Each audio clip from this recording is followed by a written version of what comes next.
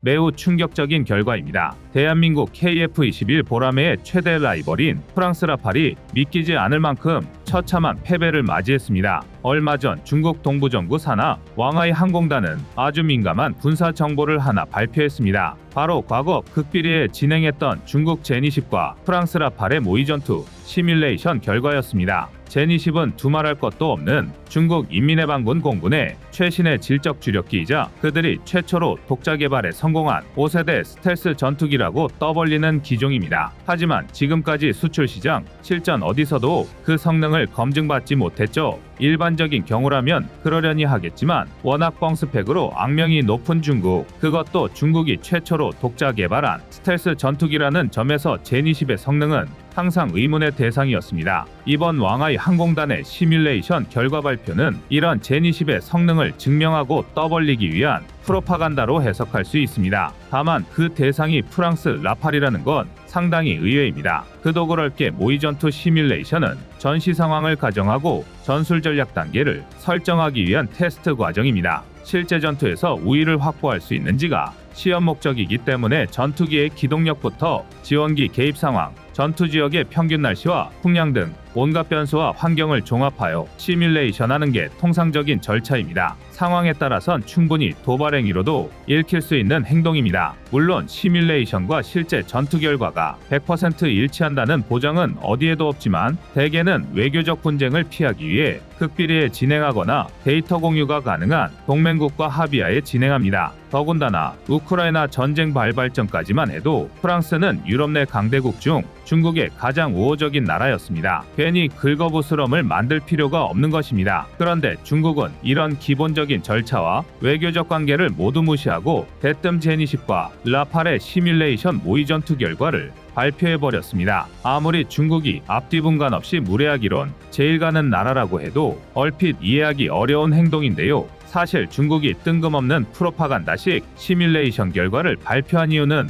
프랑스가 아닌 인도에서 찾아야 합니다. 인도와 중국은 20세기 중반부터 수십 년간 히말라야 지역에서 국경 분쟁을 치르고 있습니다. 특히 지난 2020년 카슈미르 라다크 가란 계곡에서 벌어진 충돌은 유혈 사태까지 번졌고 현재까지도 군사적 긴장감을 이어오고 있습니다. 실제로 중국은 2020년부터 인도를 견제하기 위해 국경에서 약 320km밖에 떨어지지 않은 신장 호탄 공군 기지에 최소 40대 이상의 제니10을 배치한 상태입니다. 중국 내 제니10의 위치를 생각하면 가용 가능한 최대 전력을 배치한 것입니다. 이에 당연히 인도도 가만히 있지 않았습니다. 자, 이쯤이면 눈치 빠른 분들은 벌써 눈치채셨을 것 같습니다. 그렇습니다. 인도가 중국의 제니10을 상대하기 위해 국경 최전선에 배치한 전투기가 바로 라팔입니다. 인도는 라팔의 첫 수출 기록이자 36기를 도입 운용하고 있습니다. 중국으로선 민감하게 반응할 수밖에 없습니다. 지금 중국이 당면한 가장 큰 적국은 미국이지만 미국은 어디까지나 원정군의 입장입니다. 반면 인도는 중국과 물리적 국경을 맞댄 초강대국 중 하나입니다. 중국으로선 유사시를 핑계로 제니10과 라팔의 모의 전투를 진행할 명분이 충분합니다.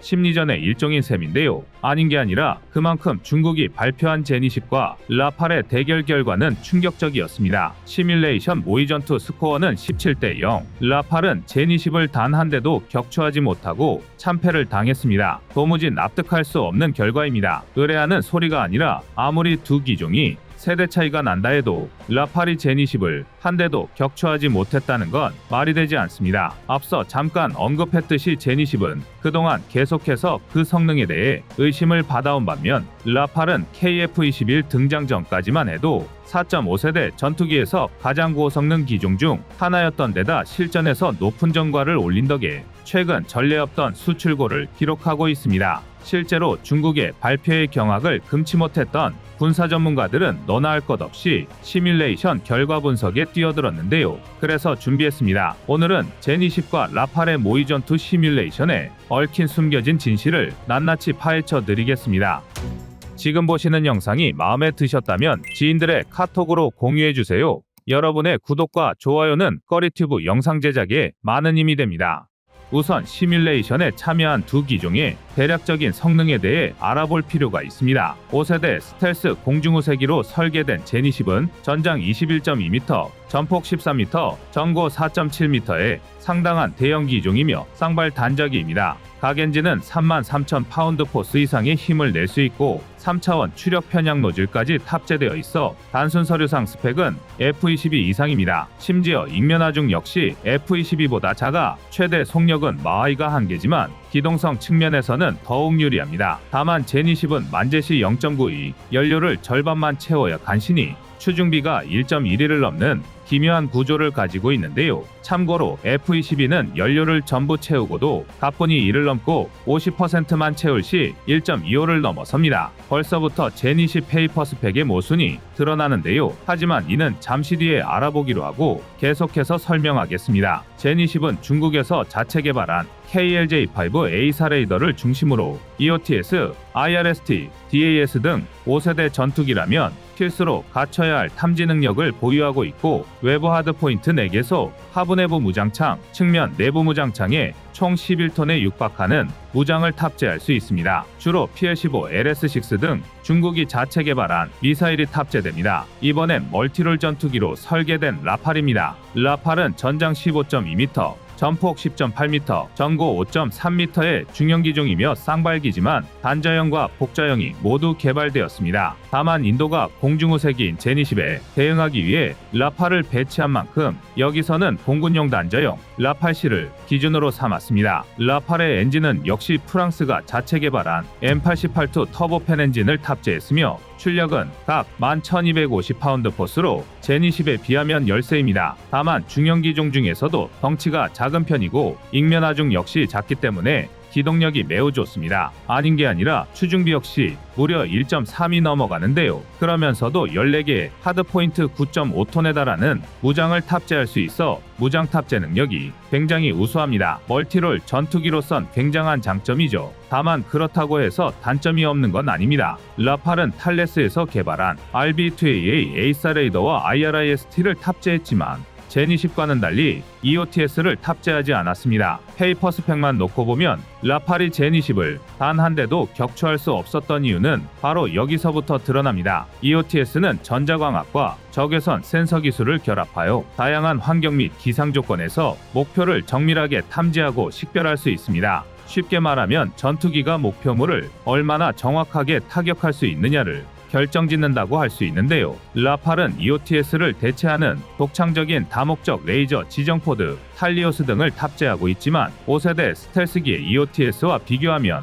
다소 떨어질 수밖에 없습니다. 특히 젠20같이 EOTS를 탑재한 스텔스기를 상대하기는 더욱 어렵습니다. 또 A사 레이더 역시 라팔이 열세인데요. 비교적 소형 기종인 라팔의 A사 레이더는 탐지거리가 150km 안팎인데 비해 젠20의 탐지거리는 270에서 280km로 알려져 있습니다. 스펙상으로는 젠22 라팔보다 훨씬 먼저 보고 먼저 쏠 수 있으며 심지어 더 정확하다는 뜻입니다. 이쯤이면 17대 0이라는 충격적인 스코어가 어느 정도 납득이 가는데요. 하지만 과연 그럴까요? 이제부터 진실의 시간입니다. 먼저 라팔이 젠20을 타격할 수 없었던 가장 근본적인 이유, 스텔스 성능을 검증해봐야 할 텐데요. 중국은 젠20의 RCS 값에 대해 어떤 정보도 공개하지 않았지만 다양한 분석과 정황적 증거를 종합해보면 대략 0.001제곱미터 수준으로 추정됩니다. F-35와 비슷한 수준인데요. 출처에 따라서는 0.0001제곱미터를 추정하기도 하지만 사실 젠20의 RCS 값은 크게 중요하지 않습니다. 중요한 건 젠20이 정말 스텔스기라고 부를 수 있을 정도의 성능을 보유했느냐 아니냐입니다. 예컨대 앞서 젠20이 3차원 추력 편향 노즐을 탑재했다고 말씀드렸는데요. 3차원 추력 편향 노즐은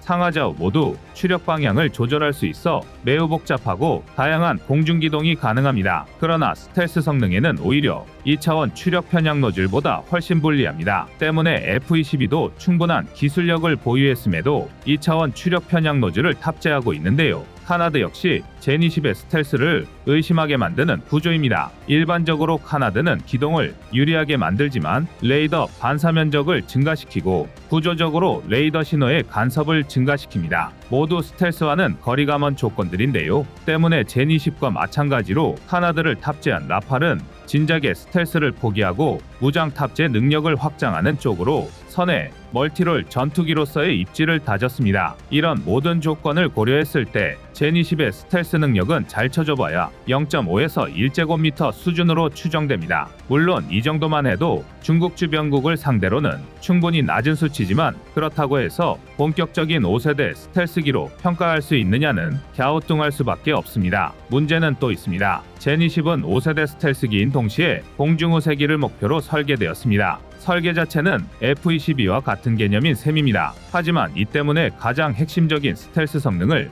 포기하면서까지 카나드와 2차원 추력 편향 노즐보다 기술 수준이 높은 3차원 추력 편향 노즐을 탑재했다는 건 말이 안 됩니다. 배보다 배꼽이 더 큰 꼴인데요. 때문에 전문가들은 젠20의 기동성에 대해 의문을 표시합니다. 앞선 추중비의 모순에 대해 기억하실 텐데요. 낮은 추중비를 만회하고자 기동력을 끌어올릴 수 있는 온갖 장비와 구조를 전부 탑재했다는 겁니다. 정황상의 증거는 또 있는데요. 젠20은 공중우세기를 표방하고 있으면서도 기총을 탑재하지 않았습니다. 물론 F-35BC 같이 현대에도 기총을 탑재하지 않는 전투기들은 있지만 하다못해 F-35BC는 외부에라도 비건포 포드를 탑재할 수 있습니다. 그런데 공중우세를 목표로 하는 기종이 기총을 탑재하지 않았다는 건 도저히 말이 되지 않는 단점인데요. 젠20을 F-22와 같은 BVR, WVR 가리지 않는 전방위 교전보다는 F-35 같은 원거리 교전에 특화된 전투기로 봐야 하는 이유입니다. 그리고 이 모든 걸 고려했을 때 시뮬레이션 결과에 대한 의혹은 더욱 커집니다. 비록 근소하지만 스텔스 성능과 탐지 능력에서는 젠20이 앞서지만 라팔이 기동력 측면에서는 한 수 위입니다. 두 기종의 1대1 전투라면 젠20의 승리가 유력하지만 다대다 전투에서 라팔이 젠20을 한 대도 격추하지 못했다는 건 말이 되지 않습니다. 더욱이 중국은 발표한 시뮬레이션에서 젠20은 중국군의 위성 데이터 연계 등 사용할 수 있는 모든 전투 요소를 갖추고 있었지만 반대로 라팔은 스펙만을 기준으로 삼았습니다. 애초부터 동등한 싸움이 아니었던 건데요. 즉 중국이 언제나 그렇듯 과장되고 고의적인 편파 수치가 다수 기재됐으며 자신들에게 불리한 정보는 쏙 빼놓고 발표된 것입니다. 정말로 중국다운데요. 하지만 이쯤에서 한 가지 궁금증도 생깁니다. 그렇다면 대한민국과 중국의 공중전력이 압록강 상공에서 서로 맞부딪혔을 때의 결과는 어떨까입니다. 이에 대한 해답은 이어지는 내용을 시청해주세요. 여러분의 구독과 좋아요가 꺼리튜브 운영에 많은 힘이 됩니다.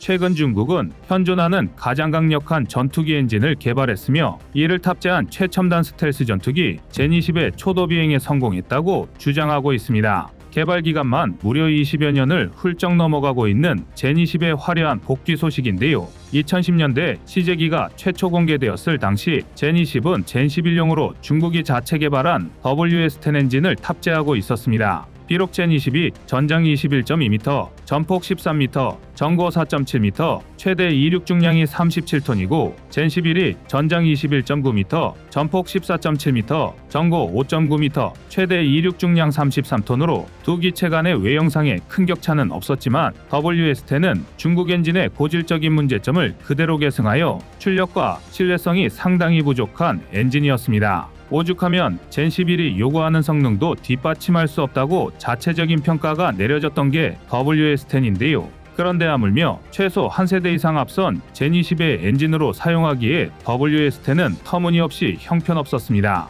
실제로 중국은 젠20을 순수국산이라고 홍보하면서도 뒷구멍으로 몰래 러시아산 AS-31, AL-31 엔진을 밀수입해 젠20에 탑재했을 정도인데요. 이로 인해 중국은 젠20을 2017년에 배치되었다고 주장하지만 실상은 아직까지도 개발이 현재 진행형이라는 게 전문가들의 중론입니다. 더군다나 5세대 스텔스기로 설계된 젠20의 엔진을 중국이 자체 개발하려면 사전에 스텔스 노즐을 보유했어야만 하는데요. 이 때문에 중국은 2014년부터 무려 25조 원에 달하는 막대한 예산을 투입해 젠20 전용 WS-15 엔진을 개발하고 있었습니다. 즉 상황을 정리하자면 중국이 젠20의 초도 비행을 공개하기 시작했다는 건 역설적으로 10년 만에 WS-15 엔진의 개발을 완료했다는 뜻이기도 합니다. 이는 대한민국 입장에서 심각한 안보 위협인데요. 중국이 주장하는 젠20의 성능을 그대로 믿는다면 F-22 랩터, F-35에 이어 전 세계에서 세 번째로 완벽한 5세대 스텔스기를 실전 배치하는 데 성공한 셈입니다. 젠20은 스텔스기임에도 불구하고 최고 속도만 마하 이상의 빠른 속도를 갖추고 있으며 50%의 연료를 탑재한 본격적인 WVR 교전 상황을 가정했을 때 추중비가 1.12에 달해 크기를 감안했을 때 상당히 뛰어난 기동성을 갖추고 있습니다. 이쯤이면 현존하는 최강의 공중호색이라는 F-22에 비견될 수준인데요. 또한 중국에서 전자전 능력에 굉장히 신경을 많이 쓴 덕분에 레이더 관측, 전자군사작전, 전자전파 방해 등에서 우수한 시험 성적을 기록한 것으로 알려져 있습니다. 물론 이는 어디까지나 중국의 주장이고 부정적인 의견도 적지만은 않은데요. 우선 전문가들이 가장 의심하는 부분은 WS-15 엔진의 성능입니다. WS-15 엔진의 출력은 약 180에서 200kN 범위로 추정되고 있지만 여전히 신뢰성은 의심받고 있습니다. 이미 중국이 2017년에 WS-10X, 2021년에 WS-10C 등 WS-10 기반 개량 엔진을 젠20에 통합하는 방안을 연구 중인 게 포착되었기 때문인데요. 신형 엔진이 아닌 개량 엔진의 통합을 계속해서 시도했다는 건 WS-15의 성능이 만족스러운 수준이 아니었다는 방증이 될 수 있습니다. 그런데 WS-10C 통합을 시도한 지 고작 2년 만에 WS-15를 완성했고 초도 비행에까지 성공했다는 건 충분히 의심스러운 일입니다. 심지어 그렇게 자랑을 좋아하는 중국이 SNS 바이럴을 이용해 젠20을 공개했다는 것도 수상쩍은데요. 게다가 중국제 전투기 엔진 특유의 신뢰성과 수명 부족 문제, 효율성 문제, 고온 고고도의 엔진 안전성 문제는 여전히 해결되지 않은 상태입니다.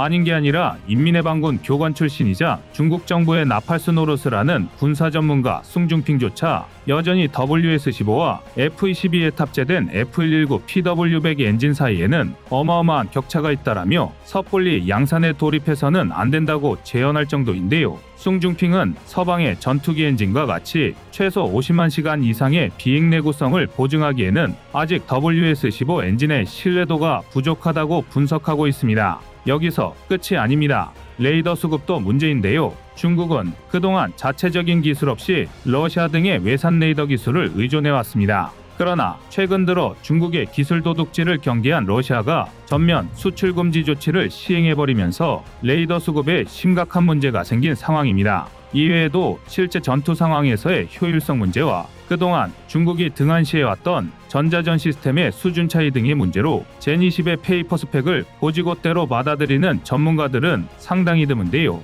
심지어 일부 과격한 전문가들은 젠20을 정말 5세대 스텔스기로 볼 수 있는가에 대한 의문을 제기하고 있습니다. 얼핏 봤을 때 젠20은 내부 무장창을 탑재하는 등 F-35와 유사한 스텔스기 형상으로 보이지만 결정적으로 큼지막한 카나드와 주의 경상은 전방 RCS 값을 폭발적으로 상승시키는 최악의 사족입니다. 이에 다수의 전문가가 젠20의 스텔스 성능을 KF-21 보라매급의 세미 스텔스 수준일 것이라 추정하고 있는데요. 아닌 게 아니라 러시아산 AL-31 엔진을 탑재하고 2017년에 실전 배치된 젠20 초기부는 2021년 인도군의 수호이 30MK에 탐지되면서 굴욕을 면치 못했습니다. 물론 중국 당국은 환구15를 이용해 젠20이 인도, 이란 같은 적대 세력에게 스텔스 성능을 공개하지 않기 위해 의도적으로 레이더 전파를 반사하는 루네부르그 렌즈 등을 장착했을 뿐이라고 변명하고 있는데요. 하지만 그동안 중국이 주장해온 억지뻥 스펙들을 감안하면 젠20의 실제 성능이 어떨지는 대충 짐작이 갑니다. 백번양보에서 젠20의 성능이 대부분 사실이고 중국이 기존보다 성능이 훨씬 향상된 WS-15 엔진을 개발하는 데 성공하여 젠20에 탑재하기 시작했다고 치더라도 대한민국에는 KF-21이 있습니다. 전장 16.9m, 전폭 11.2m, 전고 4.7m의 KF-21은 제너럴 일렉트릭의 F414 엔진 2기를 탑재하면서 스펙상의 엔진 출력은 젠20에 다소 못 미칩니다. 그러나 컴팩트한 동체 덕분에 추중비가 1.15를 가뿐히 넘습니다. 기동성에서만큼은 다른 어떤 전투기와 비교해도 탁월한 수준인데요. 게다가 중국과 달리 A사 레이더의 완전 국산화에 성공한 만큼 레이더 수급 문제에서 자유롭습니다. 또한 KF-21이 분류상 어쩔 수 없이 4.5세대로 공표되어 있지만 S덕트나 평면동체, 반매립형 무장창, 매립형 안테나, 반사각 정렬 설계 등의 저피탐 형상 설계는 이미 5세대 스텔스기에 준하고 있습니다. 이뿐만이 아닙니다. KF-21의 캐노피와 주익, 미익 등에는 레이더에서 방출한 전자기파를 산란시키는 스텔스 도료 RAM이 발라져 있고, 동체 내부 덕트와 플랩에는 전자기파를 흡수하는 특수구조의 RAS가 적용되어 있습니다. 이런 각종 저피탐 기술을 적용한 덕분에 KF-21의 RCS는 FA-18EF 슈퍼호넷보다 훨씬 낮은 값을 기록하고 있으며 F-16 대비 4.1배, FA-18EF 대비 1.2배 이상의 공대공 임무 효과를 기대하고 있습니다.